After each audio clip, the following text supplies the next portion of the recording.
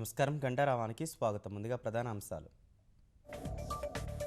రాష్ట్రంలో కొత్త రహదారుల ప్రణాళికలపై సీఎం సమీక్ష. కేంద్రానికి ఇవ్వాల్సిన డిపిఆర్లు సిద్ధం చేయాలని ఆదేశం.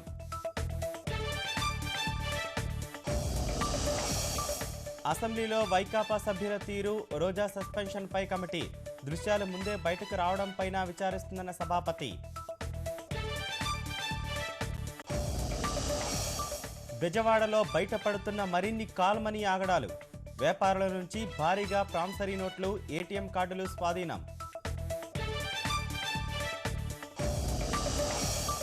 తూర్పుగోదావరి జిల్లా కోరుకొండలో ఉన్మాది బీభత్సం. ముగ్గురు మృతి, పోలీసుల అదుపులో నిందితుడు.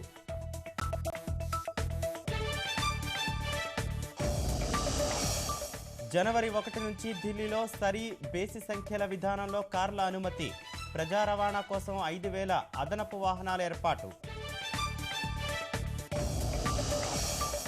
ప్రపంచవ్యాప్తంగా క్రిస్మస్ సందడి. రాష్ట్రంలోనూ మొదలైన వేడుకలు.